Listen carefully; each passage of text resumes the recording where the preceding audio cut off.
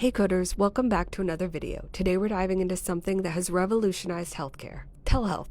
We'll explore how telehealth has evolved, where it stands now, and what changes are coming in 2025.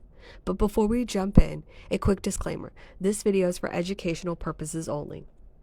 Guidelines and regulations can change, so always defer to official sources for the latest updates. Let's rewind to a time before the pandemic. Telehealth was highly restricted and nowhere near as accessible as it is today. Patients had to be located in rural areas. That's right, if you lived in a city, telehealth wasn't an option. Even then, you had to be physically present at an approved healthcare facility to receive telehealth services. Not only that, but the services themselves had to be on CMS's approved list, and only a small group of providers could offer telehealth services. And here's the kicker. All visits had to be conducted through audio-video connections, no phone calls. Then COVID-19 changed everything. Suddenly, telehealth went from being a niche option to a healthcare necessity. Regulations loosened, and the rules around telehealth transformed practically overnight. Geographical restrictions gone. Patients could now receive care from the comfort of their own homes. More providers became eligible to offer telehealth services, expanding access to care. In-person requirements for mental health services delayed, allowing for virtual therapy and psychiatric care without mandatory face-to-face visits. These changes are currently in effect as a part of the American Relief Act. So that's good news. They've been extended until March 31st of 2025. Now, let's talk about something every coder needs to understand, billing for telehealth services in 2025. If you've been billing telehealth services, you're probably familiar with CPT codes 99441 through 99443 for audio-only visits. Well, those codes are gone, deleted, no longer in use. In their place, the American Medical Association introduced 17 new CPT codes for telehealth visits. These cover both audio, video, and audio-only evaluations for new and established patients. Plus, there is a new code for virtual check-in.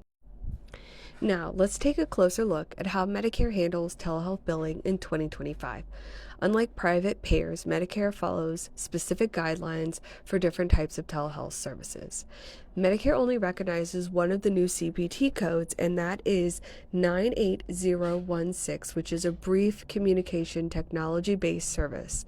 So it's like a virtual check-in for established patients. This code is replacing G2012. Medicare covers audio and video telehealth visits. Standard office visit codes can be used along with either Places Service 2 or Places Service 10. Places Service 2 is telehealth provided outside of the patient's home, and this could be, for example, in a hospital setting. Places Service 10 is telehealth provided in the patient's home. Medicare also covers audio-only telehealth visits, but only under certain circumstances. The provider must have video capabilities, and either the patient does not have video capabilities or they refuse. This could be something that could come into play with an elderly patient. If this is a situation that occurs, it's very important that the documentation include that it was an audio-only visit and either the patient didn't have video capabilities or they refused. Audio-only telehealth visits should be billed with either Places Service 2 or 10 and modifier 93. The office visit codes can also be used. Although the office E&M services are not in Appendix T of the CPT, Medicare still instructs us to use modifier 93 in order to bill audio-only telehealth services when the certain criteria is met. In short, if you're billing Medicare, make sure you follow these rules to avoid claim denials or audits. Billing for telehealth depends on your payer. Medicare has its own rules, and private insurers may have different policies. That's why checking each payer is crucial. One size fits all does not apply when it comes to telehealth reimbursement. But regardless of payer, one thing remains constant. Proper documentation is key. Missing details can lead to claim denials or compliance issues. So here's what needs to be done for telehealth visits. They need to be performed on a HIPAA-secure platform. Consent from the patient to receive telehealth services needs to be documented in the note. The type of telehealth needs to be documented as well, whether it be audio, video, or audio only. Remember, if it's audio only, document why the video wasn't used.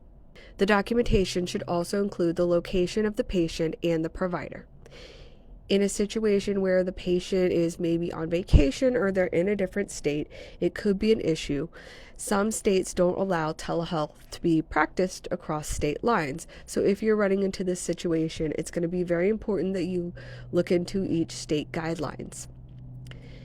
It's also a good rule of thumb that when documenting telehealth services, if there's caregivers or family members present, it's important to document their name and role as well. Following these documentation best practices will help keep you compliant, ensure accurate billing, and help prevent audits down the line. All right, let's recap everything we've covered today. Telehealth flexibilities remain in place until March 31st of 2025, but always check payer updates. There are new CPT codes. Know which ones apply to your practice. Medicare and private payers may have different billing rules, so verify with each insurer. Accurate documentation is key to compliance and smooth reimbursements.